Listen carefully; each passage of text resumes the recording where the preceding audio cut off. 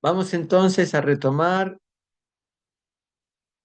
el tema del parletre que habíamos inaugurado en la clase anterior.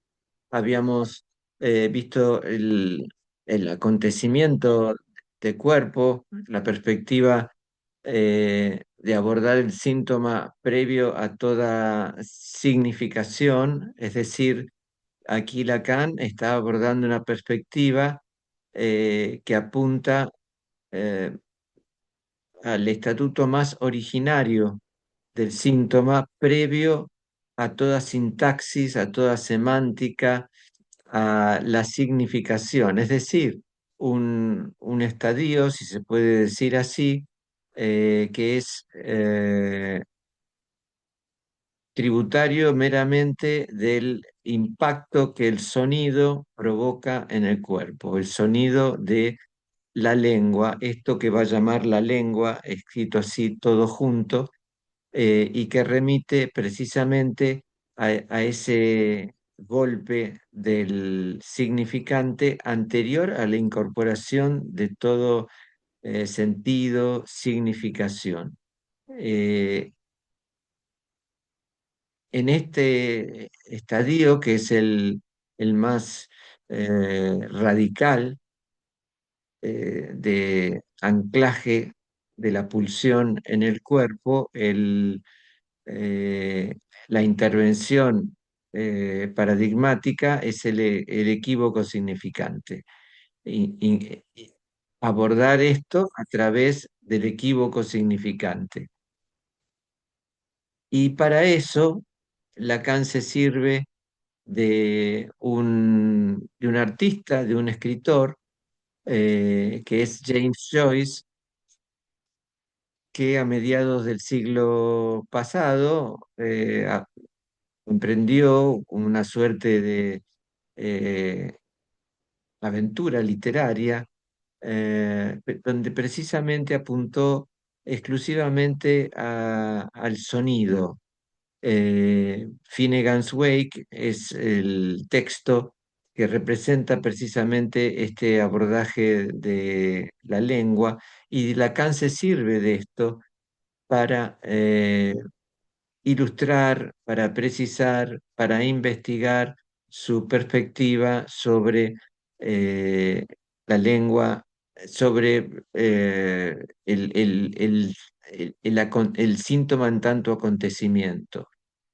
Entonces vamos hoy a empezar a indagar precisamente en Joyce, para ver qué podemos ir extractando de, de este recorrido que hace Lacan, y a partir del cual con Joyce elabora su propuesta clínica, que, tal como ya lo venimos comentando, es eh, más vigente que nunca, porque precisamente en virtud de este mundo en que se vive en las pantallas, el cuerpo cobra una dimensión por demás importante.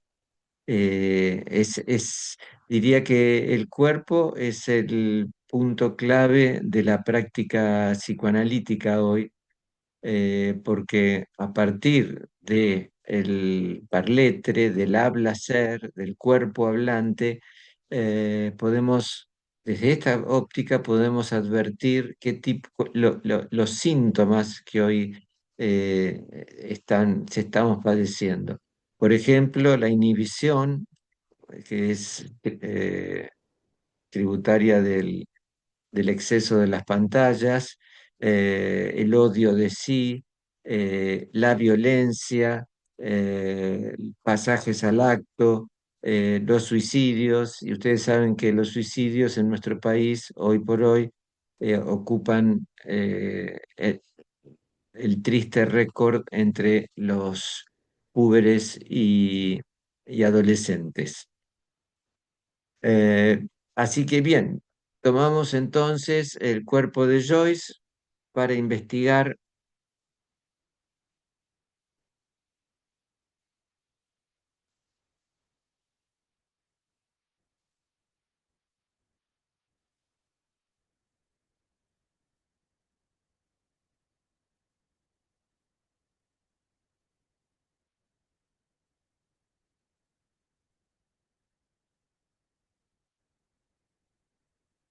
El cuerpo de Joyce, una vez asumido que el lenguaje es un parásito que introduce goce, malestar, sufrimiento, masoquismo, fíjense la perspectiva que tiene Lacan y Freud, porque Freud no lo dice así, pero toda su obra transmite exactamente esto, que el lenguaje es un parásito. ¿Eh? Esto da por tierra con todos los intelectualismos, con todas las perspectivas teleológicas según el cual eh, el ser humano es el bicho más dilecto, más brillante, más inteligente que ha producido la naturaleza. En realidad somos unos seres muy dañinos, ah, y que no sabemos bien para qué estamos ni qué queremos, en función precisamente de esto que llamamos, que Lacan llama el parásito del lenguaje, parásito palabrero, ¿eh? Produce malestar, sufrimiento, masoquismo, todas cuestiones que remiten exclusivamente al ser hablante, a los cuerpos hablantes. Dolor, sí, el resto de las criaturas padecen dolor por diferentes motivos. Ahora, sufrimiento remite a una cuestión neurótica, ¿eh? El dolor es la carencia por distintos motivos. El sufrimiento es esto que alguna vez comentamos respecto de Felipito, porque justo a mí me tenía que tocar ser yo. Esto es el sufrimiento.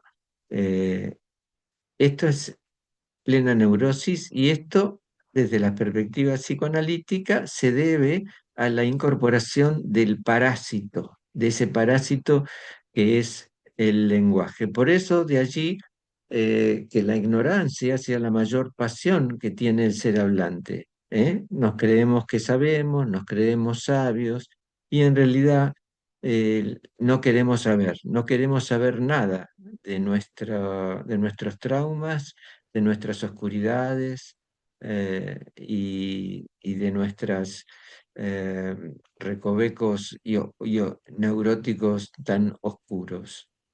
Entonces Lacan se sirve de un escritor presuntamente psicótico que, por no contar con la inscripción simbólica del lenguaje en su cuerpo, adopta el recurso de horadar el sentido, desbrozar la articulación significante, quebrar el imaginario estereotipado, para así prestar una muy singular consistencia a su cuerpo y a su ego, punto central del anudamiento que Joyce teje merced a su obra y a la relación que mantiene con su esposa Nora. Esta es la hipótesis de Lacan. Hay gente muy enojada con esto.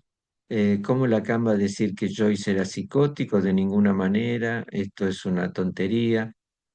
Aquí nosotros no entramos en esa polémica porque a nosotros nos interesa el Joyce de Lacan, nos interesa el Joyce que Lacan lee. No nos interesa si James Joyce era realmente psicótico o no, que por otra parte no supone ningún tipo de mérito, o quizás al contrario. Joyce era brillante, absolutamente. Pero bien, hay gente muy enojada, como les dije, con esto, y a nosotros, ok, no entramos en ese debate, nos interesa la lectura que hace Lacan de Joyce y las conclusiones que extrae de su investigación, de su revisar el corpus literario de Joyce. ¿Eh? Acá hay eh, una tesis según la cual Joyce logra cierta estabilidad con su cuerpo, con sus síntomas, gracias al trabajo que hace con su obra, a su escritura y a la relación que mantiene con su esposa Nora. Esto no hay que olvidarlo. De esta manera, este señor logra eh, transitar su vida de una manera más o menos, con cierto, por lo menos con un bienestar que le permitió eh, cumplir con su sueño de que las generaciones venideras siguieran hablando de sus textos. Este era el objetivo de Joyce.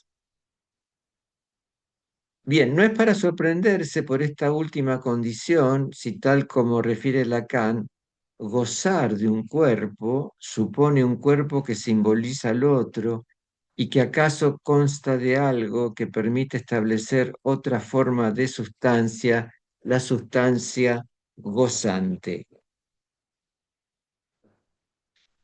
Me parece que esto está referido a Nora. Gozar de un cuerpo supone un cuerpo que simboliza al otro y que acaso consta de algo que permite establecer otra forma de sustancia, la sustancia gozante. Ya habíamos nosotros revisado, habíamos leído esa cita de Lacan donde dice, tu cuerpo es la metáfora de mi goce, ¿eh? Tu cuerpo es la metáfora de mi goce. Esto lo dice en el seminario 14.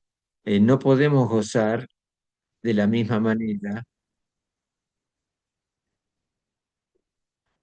pero eso no hace obstáculo para que tu cuerpo devenga la metáfora de mi goce. Es decir, que yo puedo tramitar mi goce a través de tu cuerpo, de ese cuerpo otro del partener. Hasta allí llega el ser hablante, bueno, y parece ser que a veces eh, no les va tan mal. Entonces, esta diferencia es sumamente importante. Esto probablemente también sea pedir que ustedes expliquen esto, sea una de las preguntas del examen parcial, del examen final. Hay un verso del poeta Juan Gelman que dice, tu cuerpo era el único país en el que me derrotaban. No sé si ya lo leímos, si ya lo vimos. Es un cuerpo, un cuerpo, sí, maravilloso y un poema maravilloso porque da cuenta eh, precisamente de esto, de tu cuerpo deviene la metáfora de mi fracaso en dominar mi goce. Nosotros no podemos dominar el goce, para eso necesitamos analizarnos y ver qué hacemos con el exceso de goce, con eso que se escapa del control. ¿Eh? En definitiva, lo que viene un neurótico a buscar a un análisis es poder controlar su goce, saber quién soy y para qué estoy. Bueno, eso es imposible. ¿Por qué? Porque hay un exceso de goce que hace donde la palabra no llega. Salvo que uno sea un psicótico que ya viene con el delirio de yo soy un marciano y vengo a arreglar la tierra. En fin, pero cuando uno no llega a ser más que un neurótico, hay algo imposible de atrapar con palabras. Este exceso es el síntoma como acontecimiento de cuerpo y es lo que un psicoanálisis permite cernir de forma tal que ese exceso juegue a favor del sujeto o por lo menos que le reporte más bienestar que malestar, ¿sí? Bueno, de esta manera, escritura y nora mediante explicita la maniobra del escritor. Dice Lacan, así lo que atañe al nombre del padre, en la medida en que Joyce testimonia sobre él, hoy lo recubre con lo que conviene llamar el síntoma. Bien, ustedes saben que la perspectiva lacaniana ubica el nombre del padre como esa inscripción a partir de la cual se conforma el aparato psíquico. El sujeto psicótico carece de esa inscripción Por lo tanto, no hay una referencia, una marca que ponga cierto orden a la irrupción pulsional. La perspectiva de Lacan es que no, en Joyce no hay ese nombre del padre. ¿Y qué es lo que hay? Hay un síntoma. Eh, esta palabra síntoma remite a un saber hacer allí con el síntoma, esto mismo que recién estábamos hablando. ¿Qué hago con aquello que no se puede controlar? Y este síntoma proviene de una perspectiva transclínica, es decir, todo sujeto que habla tiene un síntoma. Es decir, que el síntoma de por sí está de entrada. Es qué hace un sujeto, un saber hacer allí con los síntomas que provienen de la irrupción pulsional. Esto quiere decir que un síntoma de ninguna manera significa bienestar. El síntoma produce síntomas. ¿Eh? Y si quieren, un sujeto acude a, a la consulta eh, por los síntomas del síntoma que se ha elaborado, que ha elaborado para eh, andar por la vida, ¿sí? Es decir, eh, en todo caso, un análisis es poner a punto esa herramienta, ese síntoma con la cual ya el sujeto adviene. De la misma forma que dijimos que un análisis consiste en ajustar semblantes, un análisis consiste en poner en forma a ese síntoma de manera que le reporte más bienestar que malestar, o al menos menos malestar, porque todo depende de qué tipo de padecimientos está sufriendo un sujeto.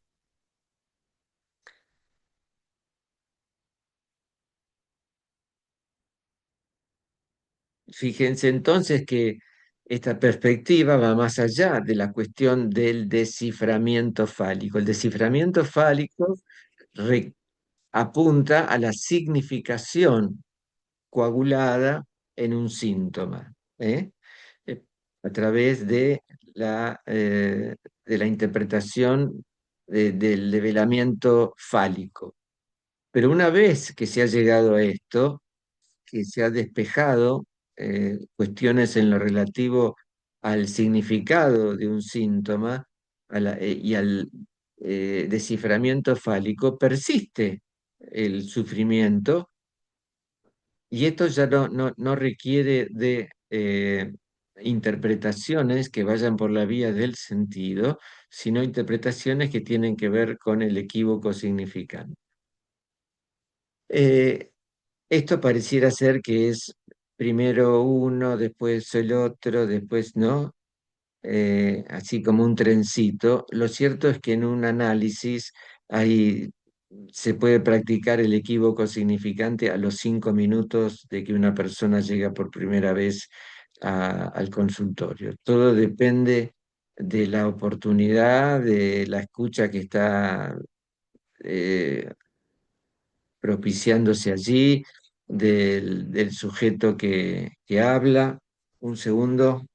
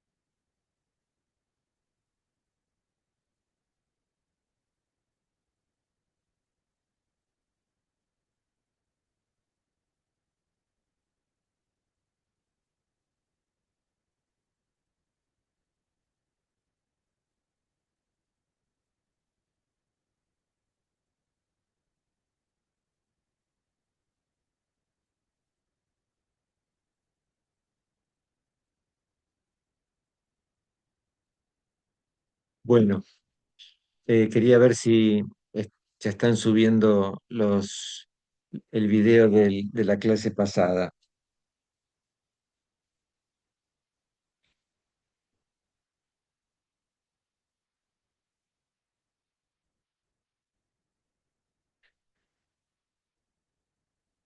Entonces,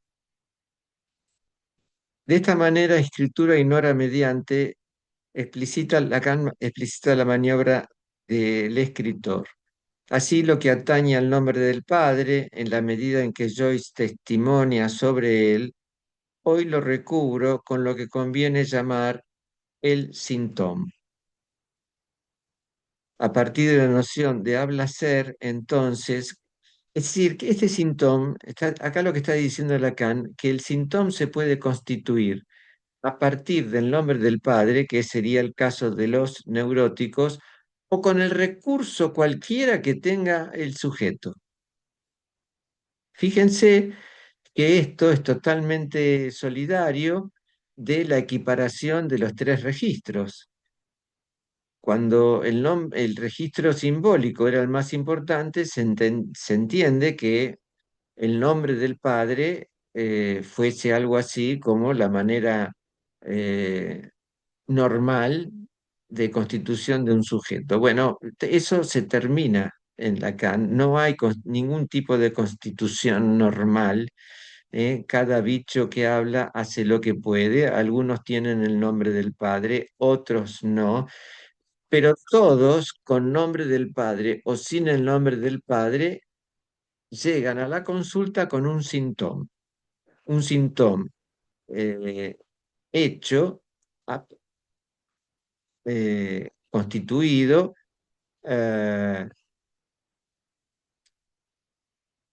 a veces con el nombre del padre y otros con el recurso que sea. Y a todos aquellos que hemos trabajado con psicóticos durante años en hospitales públicos, por ejemplo, hemos visto una multiplicidad de presentaciones, sujetos con cierta habilidad para dibujar o para cantar o para el cálculo, sujetos cuyo recurso era ordenar y se la pasaban ordenando y entonces si está todo ordenado se podían mantener bastante estables. Todo tipo de sujetos que venían con un síntoma muy pernicioso, por ejemplo, cortarse, por ejemplo, hacerse daño. eh, por ejemplo, discutir, pelear todo el tiempo, eh, bien, o con delirios denigrantes, y la intervención analítica es poder intervenir allí para modificar algo de ese síntoma, de manera que por lo menos sea menos padeciente y acorde con el lazo social. ¿Eh? Ustedes saben que la práctica psicoanalítica tiene un norte, una orientación ética, y esa orientación ética privilegia el lazo social. ¿Eh? Eh, bien. A partir de la noción de habla-ser, entonces, cada uno de los registros conceptuales más arriba enumerados confluye en un saber hacer allí que hace de la imagen un acontecimiento de goce cuya particularidad, sin embargo, escapa no solo a la representación especular, sino también a los afanes de la significación. Ustedes recuerdan esto que habíamos dicho, que en el estadio del espejo, el marco de la imagen está dada por lo que Lacan llama el un decir. Esas palabras, esos gestos, esos significantes que de alguna manera permitieron que un sujeto pudiera otorgar un quicio, pudiera otorgar un marco a esa imagen.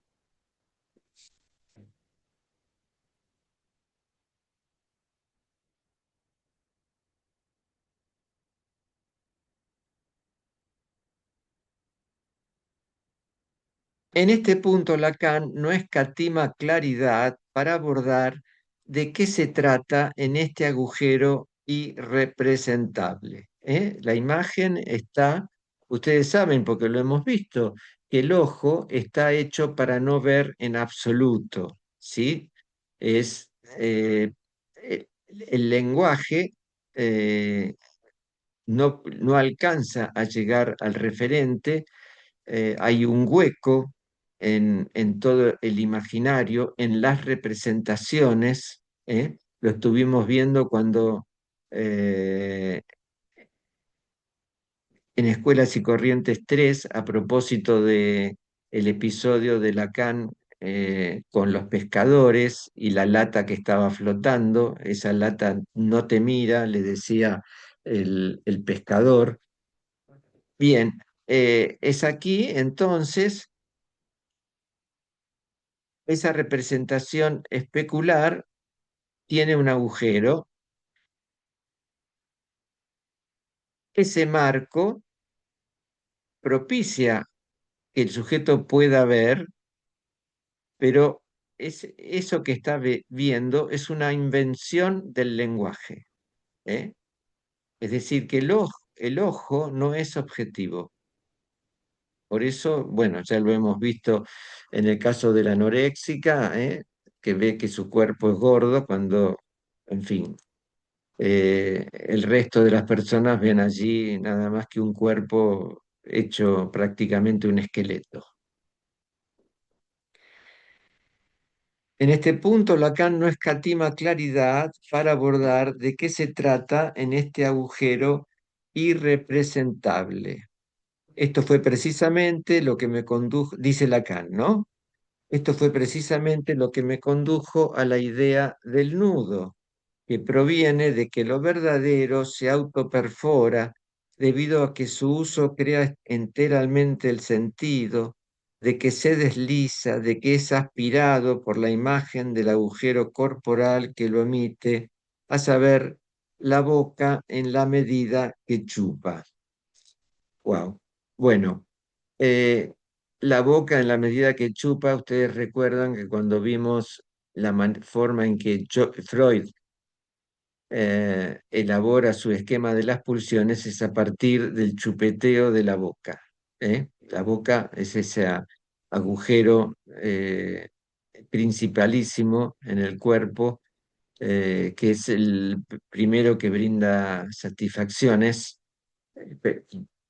por el contacto con la teta, con el pecho materno, por el llanto. eh, Allí también se respira, es decir, el agujero eh, principalísimo. En ese chupeteo se organiza el esquema de las pulsiones y ese chupeteo organiza la incorporación del lenguaje, nada menos.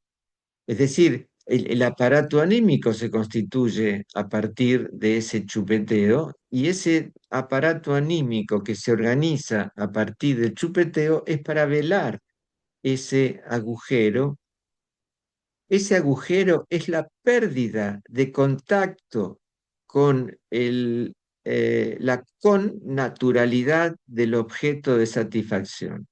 Vamos de vuelta. Ese agujero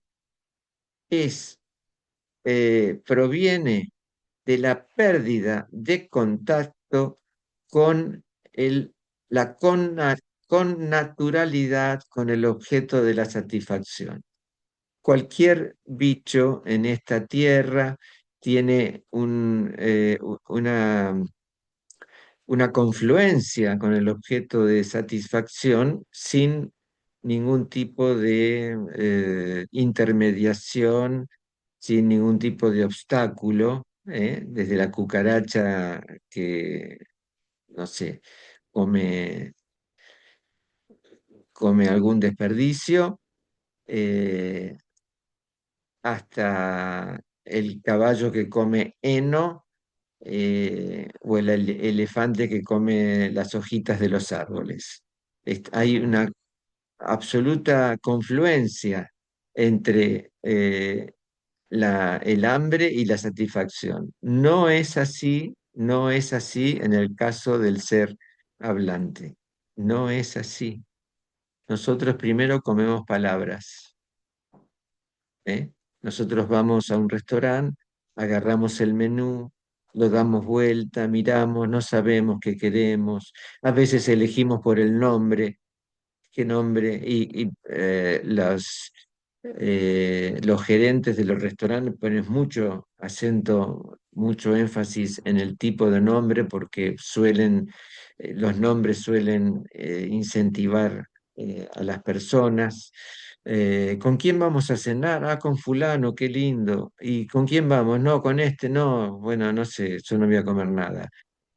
Tan increíble como eso. Es decir, que la necesidad, ya lo hemos visto cuando vimos el grafo del deseo, la necesidad está totalmente contaminada por el lenguaje. Entonces, este agujero corporal remite a la pérdida de connaturalidad con el objeto de la satisfacción. Nosotros nos satisfacemos con palabras eh, y esa satisfacción es absolutamente momentánea porque el ser hablante padece de insatisfacción.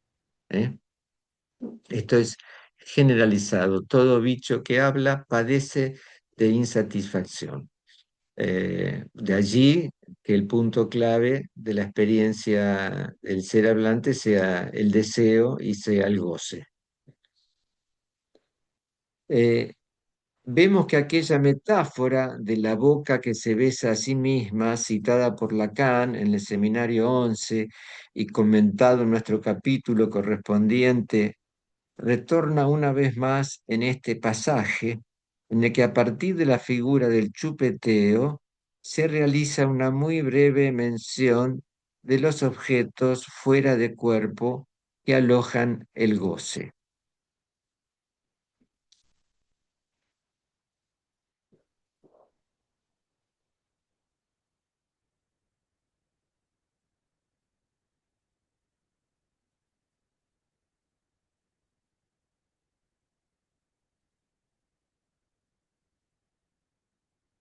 Dice, hay una dinámica centrífuga en la mirada, es decir, que parte del ojo que ve, pero también de su punto ciego, parte del instante de ver y lo tiene como punto de apoyo. El ojo ve instantáneamente, es lo que se llama la intuición, por lo cual redobla lo que se llama el espacio en la imagen para luego precisar los postulados del imaginario no especular por el cual un cuerpo se constituye. No hay ningún espacio real. Se trata de una construcción puramente verbal que se ha deletreado en tres dimensiones. Fíjense ustedes hasta dónde llega, ¿eh? La perspectiva de Lacan está diciendo que no hay ningún espacio real, se trata de una construcción puramente verbal que se ha deletreado en tres dimensiones según las leyes, como se las llama, de la geometría, que son las del globo, de la bola imaginaria, sinestésicamente, es decir, oral, analmente. El objeto que llamé A no es en efecto más que un único y mismo objeto. Le apliqué el nombre de objeto debido a que el objeto es O, obstáculo a la expansión de lo imaginario concéntrico, es decir, englobante. Bueno, de esta cita, tomemos esto, que es el lenguaje el que constituye la realidad. Y esto incluye el espacio. Nuestro espacio en tres eh, dimensiones. Bueno, de hecho, eh, de hecho Einstein probó que nuestra idea del espacio, la idea del sentido común, la idea kantiana del espacio es una invención, una invención el espacio es concéntrico, ¿eh? Quiere decir que el espacio sea concéntrico significa que una línea recta, infinita, se toca a sí misma. Aquí está la explicación de mucho de lo que está diciendo Lacan. Una línea recta, infinita, así aprendimos en el colegio, ¿no es cierto? Siempre recta. Bueno, después de Einstein, verificamos que el espacio es concéntrico, de manera que esa línea recta la dejamos que navegue y se va a tocar la cola. ¿Se entiende?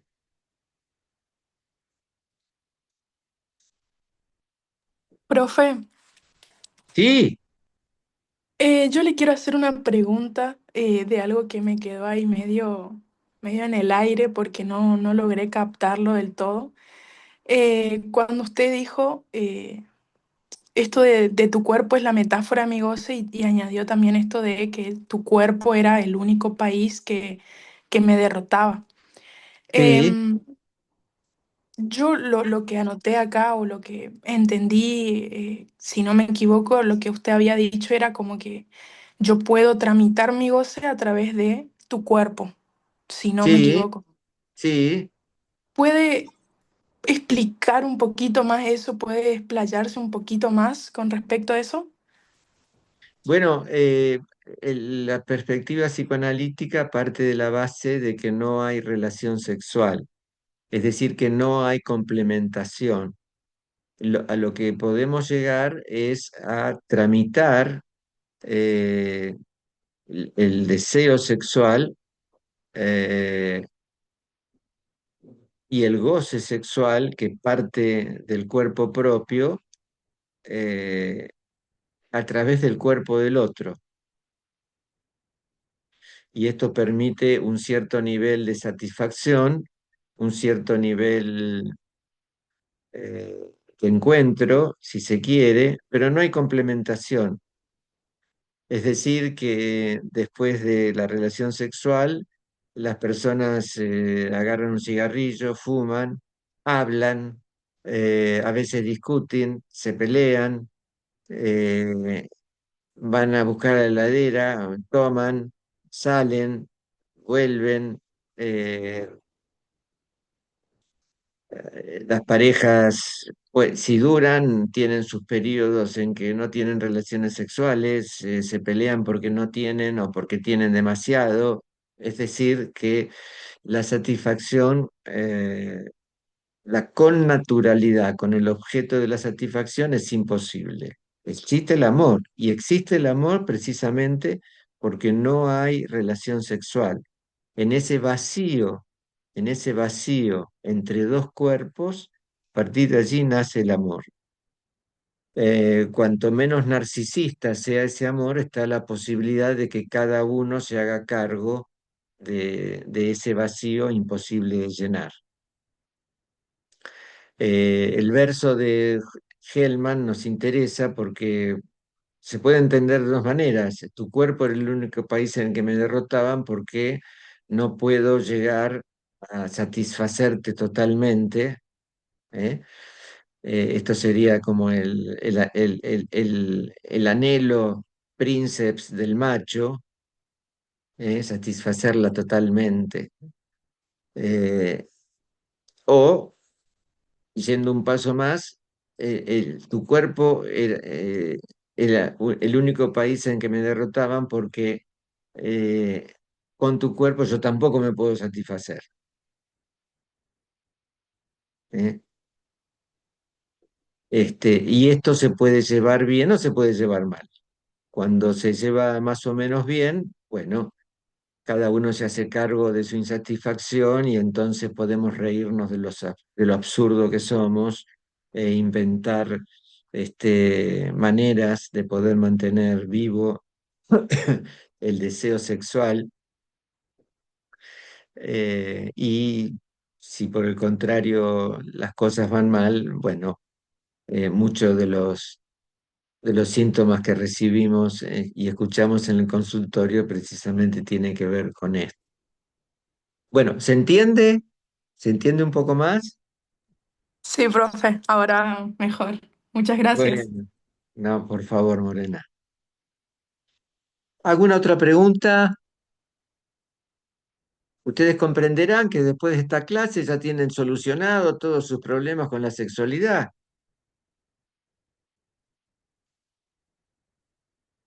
Bueno,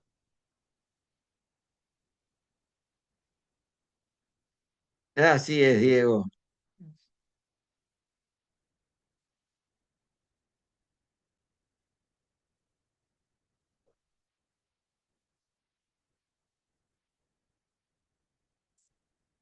Entonces, estábamos con el espacio que es concéntrico. Fíjense que aquí la idea es bastante similar, dice aquella metáfora de la boca que se besa a sí misma. Y en el seminario 11 era cuando Lacan que decía una boca flechada, es decir, una boca que es una, de la cual parte una flecha, pasa por el otro y vuelve a insertarse en la boca propia. Y dice, hay una dinámica centrífuga que se cierra sobre sí misma. ¿Eh? Centrípeta es hacia afuera. Centrífuga es que se cierra sobre sí misma. El punto clave es si pasa a través del otro, pasa por detrás del otro y vuelve sobre sí misma. Esto es lo que advertimos en el el desenvolvimiento de la pulsión.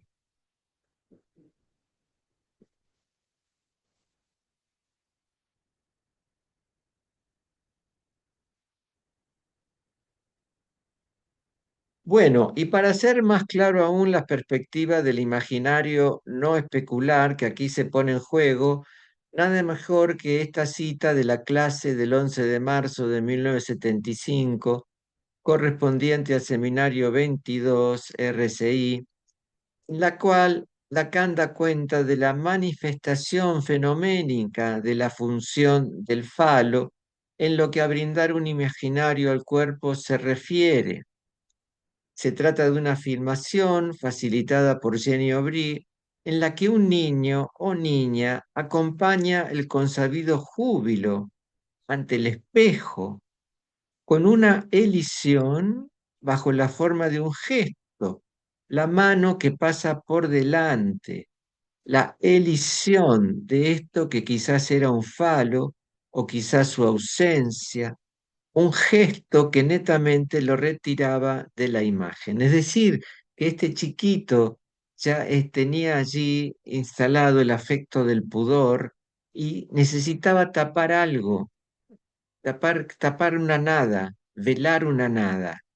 ¿Eh? Esto prueba la incorporación del lenguaje, la incorporación de la carencia en ser, la incorporación de la no con naturalidad con el objeto de la satisfacción y el amor consecuente con el amor, porque allí está el júbilo del encuentro con el otro primordial que sanciona ese reconocimiento con una sonrisa, ¿sí? Todo esto que hemos visto en el estadio del espejo. Para Lacan, esto es prueba de que el falo es lo que da cuerpo a lo imaginario. Esto en el campo de la neurosis. Si hay falo, si hay inscripción del nombre del padre, entonces hay un falo simbólico que funciona en tanto tal. Pero si no hay nombre del padre, entonces con lo que haya allí.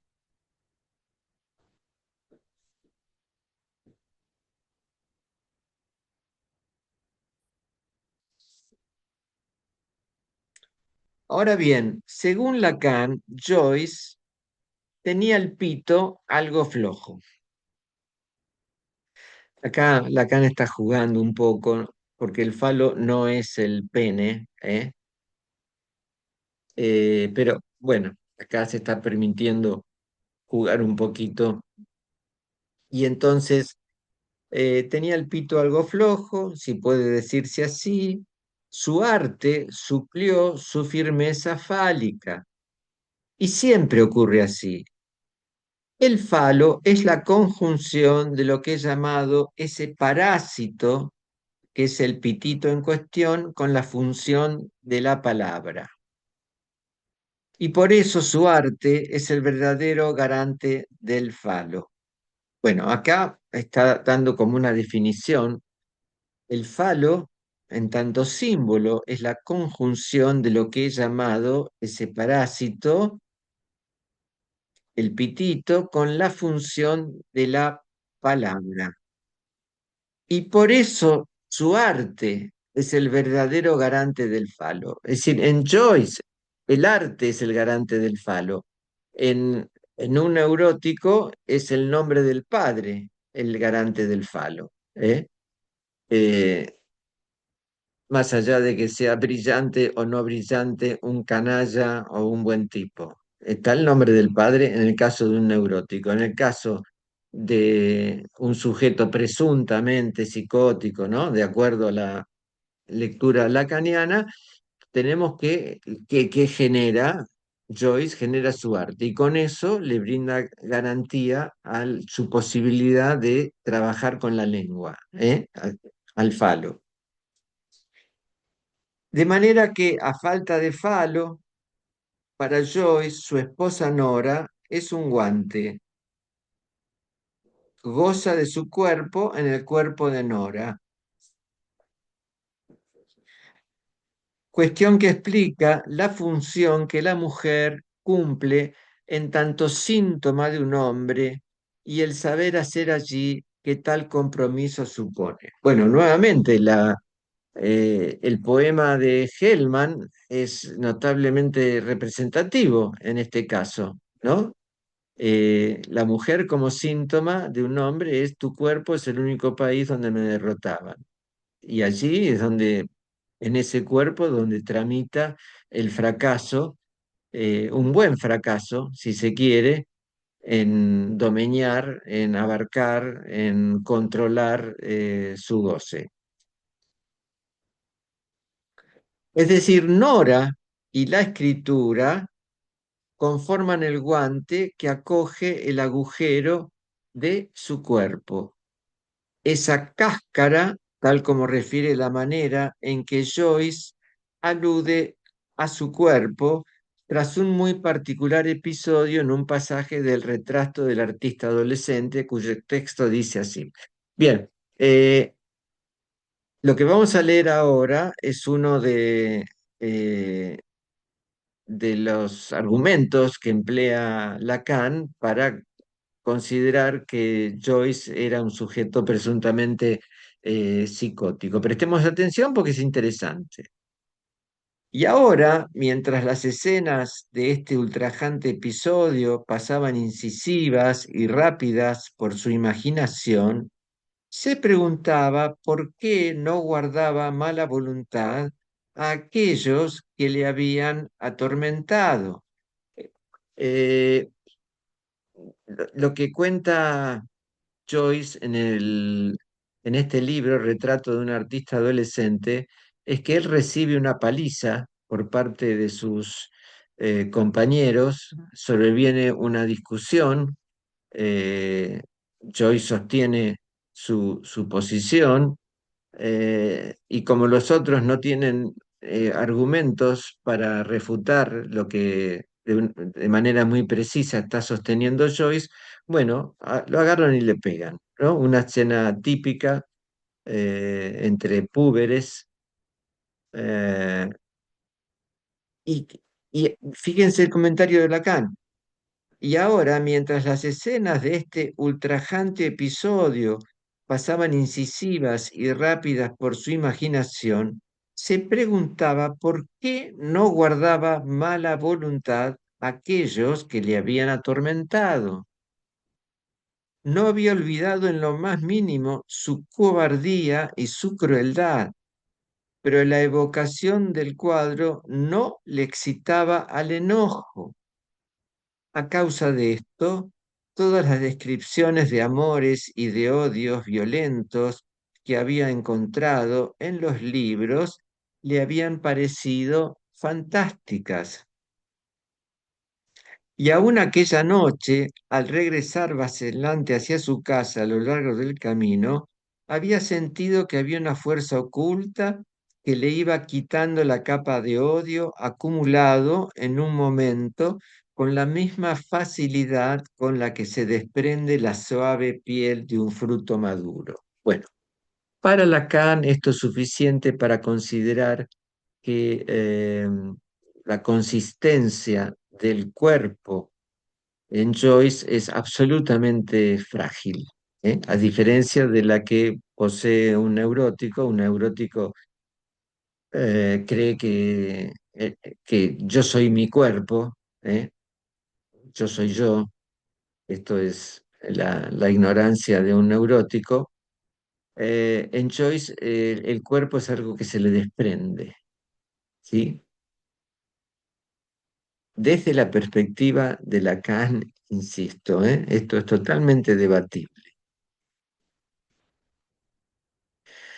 De este párrafo, a Lacan le llama la atención la desaprensiva actitud que respecto a su propio cuerpo demuestra el escritor.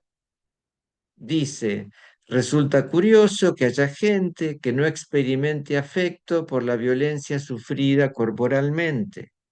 Relacionarse con el propio cuerpo como algo ajeno es ciertamente una posibilidad que expresa el uso del verbo tener.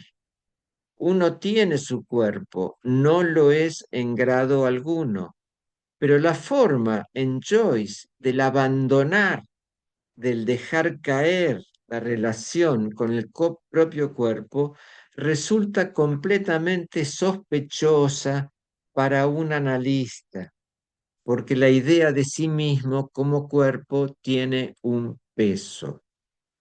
Es precisamente lo que se llama el ego. Aquí lo que cuenta es el recurso que se arma Joyce para suplir la falta de inscripción de la lengua en el cuerpo. Después vamos a ver qué es la lengua.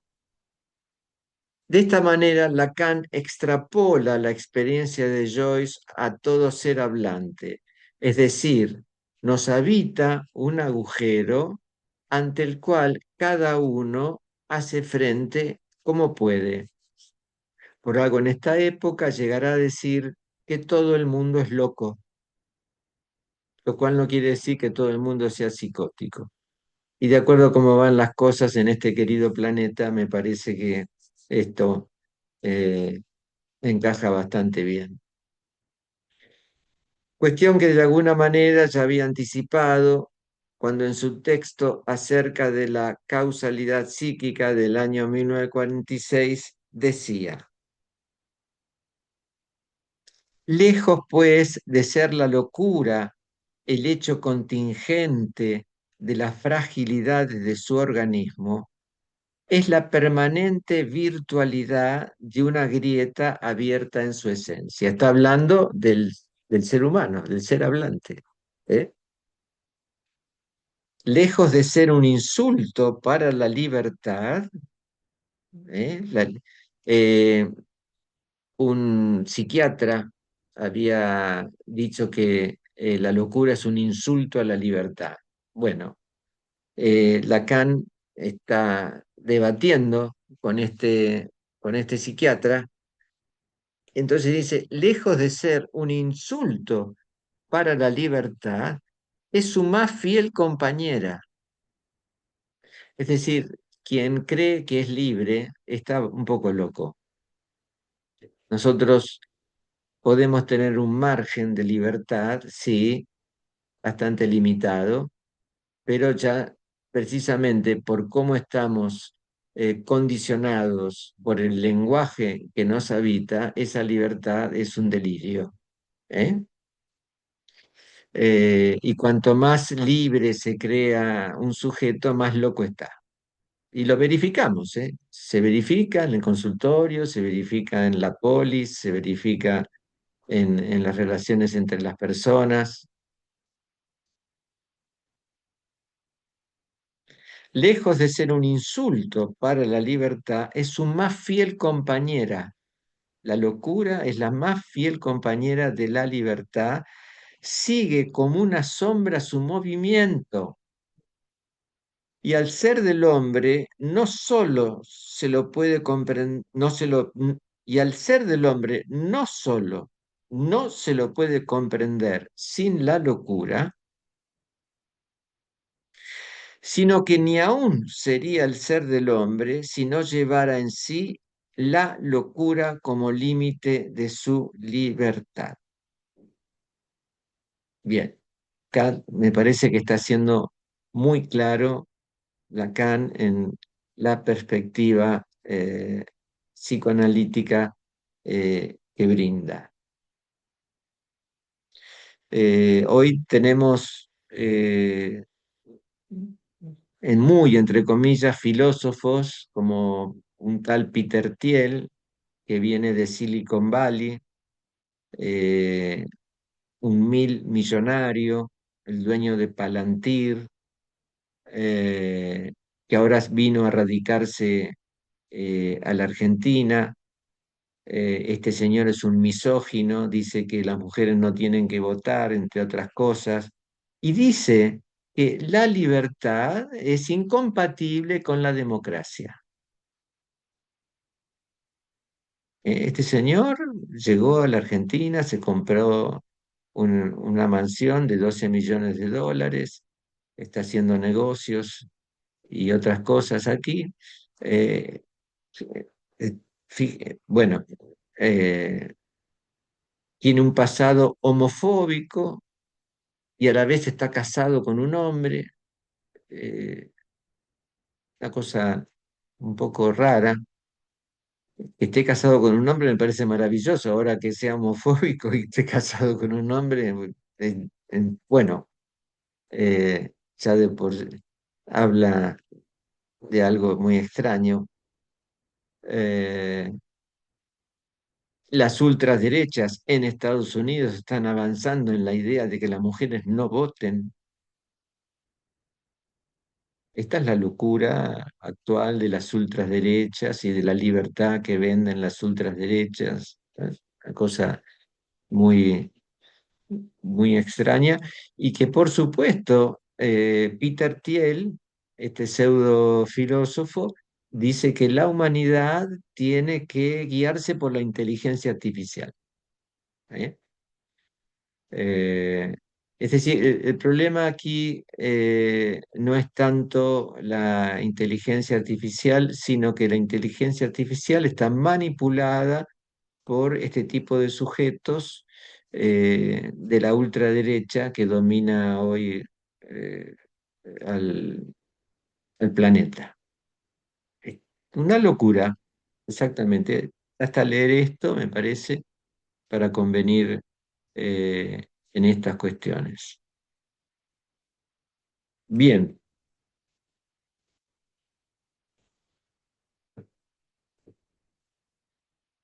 no por nada, 30 años después, Lacan formula la siguiente reflexión sobre el escritor. ¿Por qué no pensar el caso de Joyce en los siguientes términos? Su deseo de ser un artista que mantendría ocupado a todo el mundo, a la mayor cantidad de gente posible en todo caso, ¿no compensa exactamente que su padre nunca haya sido para él un padre? Que no solo no le enseñó nada, sino que descuidó casi todo, salvo recostarse en los buenos padres jesuitas, la iglesia diplomática. La respuesta de Joyce es el nombre propio que alberga la singular manera en que su ego le arma el cuerpo. ¿Eh? La tesis de Lacan es que Joyce se arma un nombre propio, firmando como Joyce, en su literatura, y la expectativa de él era que las generaciones futuras, por lo menos durante 200 años, siguieran hablando de Joyce. Y esto, para Lacan, este ego, como lo llama Lacan, es un síntoma. La manera en que Joyce se las arregla para armar su cuerpo y junto con Nora, bueno, de esa forma eh, le pone cierto orden a, a la pulsión. Lacan aborda la cuestión del agujero de manera por demás sugestiva, en tanto su enfoque compromete de manera directa al cuerpo en relación al goce. ¿Cuál es la función de este agujero? El agujero es lo que nos impone la experiencia más simple, la de un anillo. Un anillo no es esa cosa puramente abstracta que constituye la línea de un círculo. Para que todo esto sea pensable, todavía falta que le demos cuerpo a este círculo, es decir, consistencia, que lo imaginemos sostenido por algo físico, y entonces volvemos a encontrar esto que solo se piensa el cuerpo. Es decir, este agujero es causa del aparato anímico. Este agujero, este imposible de saber, es lo que hace que el aparato anímico funcione, que continúe generando representaciones.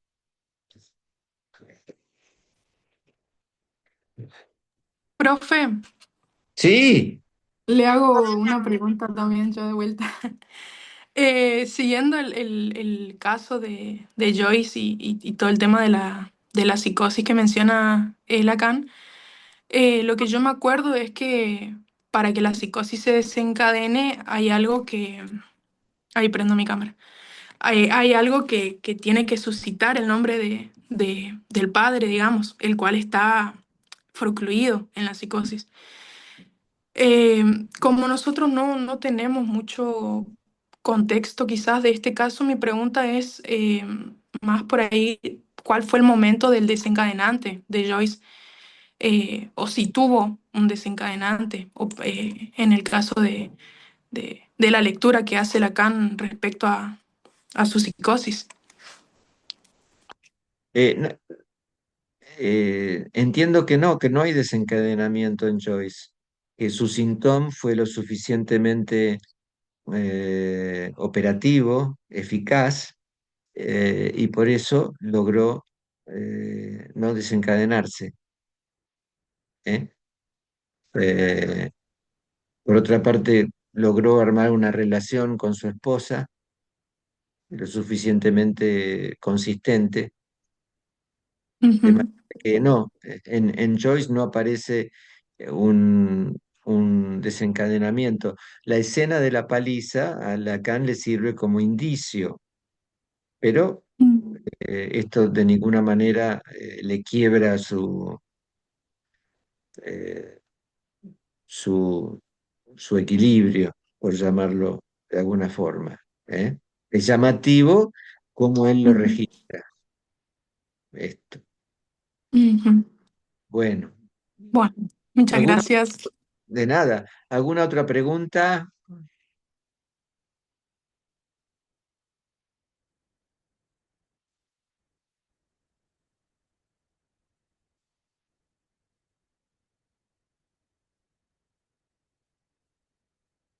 Bueno, avancemos un poquito más.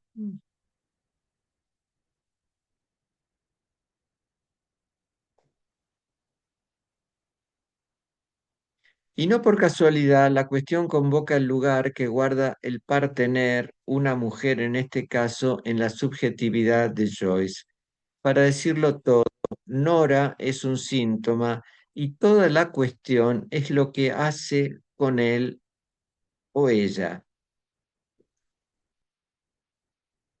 Fíjense lo que dice aquí Lacan, porque dice que Nora es como un guante, pero ese guante tiene un obstáculo. En el guante dado vuelta, el botón está en el interior. Este es, sin embargo, un obstáculo para que la comparación resulte completamente satisfactoria.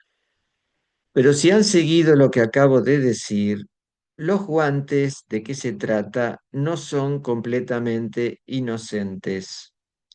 El guante dado vuelta es Nora. Es la manera que él tiene de considerar que ella le va como un guante. Es notable que solo con la mayor de las depreciaciones hace de Nora una mujer elegida. No solamente es preciso que le vaya como un guante, sino también que le ajuste. Ella no sirve para nada. Me parece que aquí está hablando de la degradación que hace Joyce de Nora para, para poder tener relaciones sexuales con ella. Ustedes recuerdan que en los textos que Freud escribe para la degradación de la vida amorosa, por ejemplo, el hombre o la sexualidad masculina se distingue por hacer de la mujer imposible a alguien, bueno, imposible precisamente, de la mujer anhelada a alguien imposible, basta que esa mujer le preste atención a este hombre deseante para que el valor de ella decrezca. Eh, porque para poder abordarla, para poder penetrarla, para poder hacerle el amor, tiene que degradarla. Esta es la sexualidad masculina que ustedes ya lo deben haber visto en Psicoanálisis Freud. Aquí, en este caso, bueno, está aplicando la misma idea para nuestro querido James Joyce. No sin ironía, aquí Lacan encuentra su manera de decir que Joyce, si de cuestiones prácticas se trata, no servía para nada. Nora y Jim son como chanchos. La cosa no marcha entre Jim y Nora cuando hay un retoño. Acá está hablando de Jim y Nora, de Joyce y Nora como padres, como familia.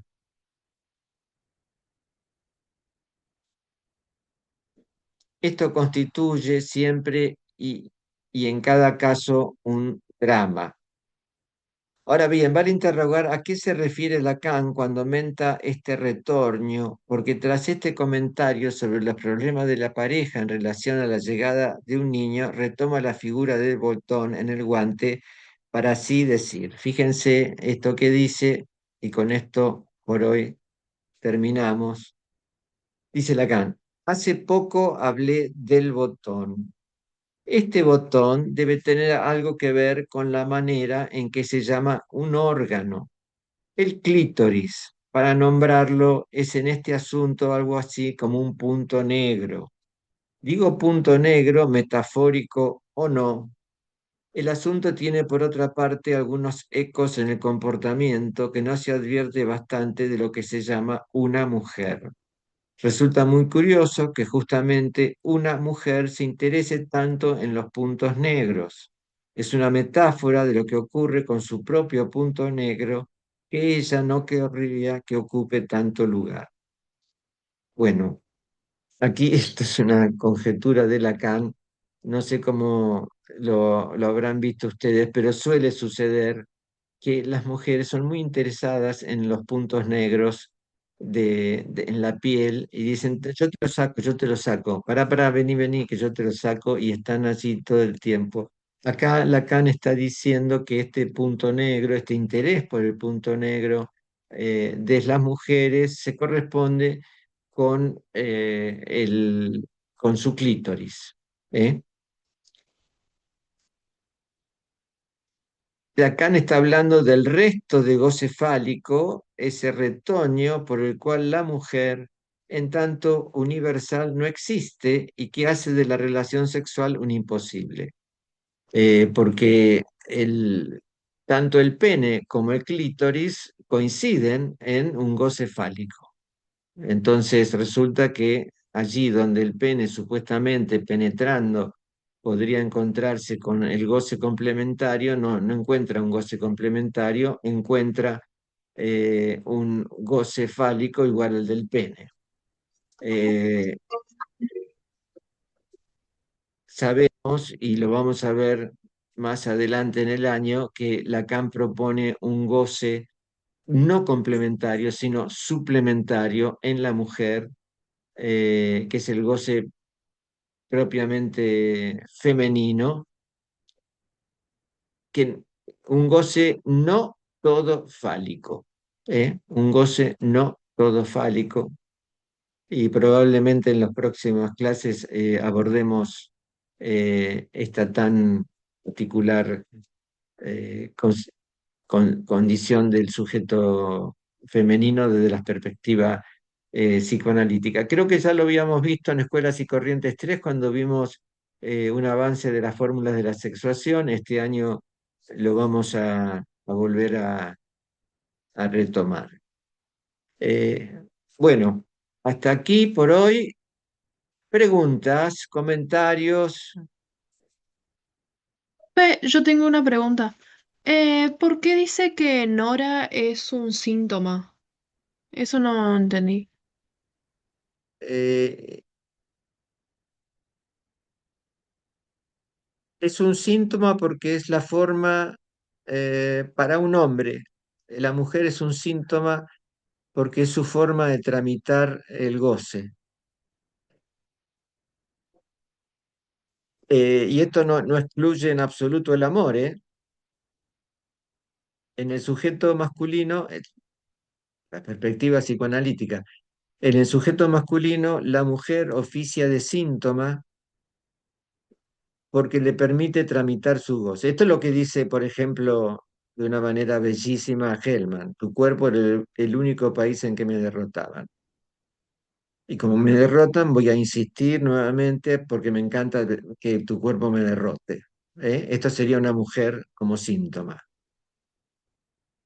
Bueno, y de hecho lo vemos, por ejemplo, cómo habla un hombre en el consultorio. No, porque dice mi mujer que, sí, el otro día mi mujer me dijo que, es decir, hablan a través de la mujer. Les cuesta mucho hablar desde sí mismos. Para una mujer, los, el, el síntoma son los hijos. Hablan de los hijos o a través de los hijos. Y si no tienen hijos, a través de objetos que los reemplazan.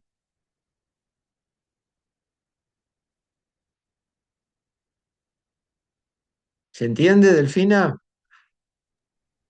Sí, profe, perfecto. Bueno, eh, Profe, maravillas. Sí, una última pregunta que me anoté acá.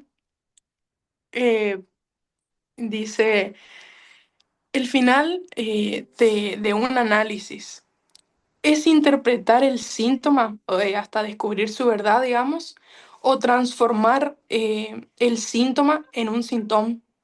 O sea, transformar el síntoma en un síntoma como en una manera singular de gozar con la que el sujeto pueda arreglárselas. el síntoma ¿Cómo está de nosotros? entrada. El síntoma está de entrada, no se elabora un síntoma. El síntoma está de entrada. En todo caso, Ujú. se pone, el síntoma se trabaja, se pone en forma para que juegue a favor del sujeto. ¿eh?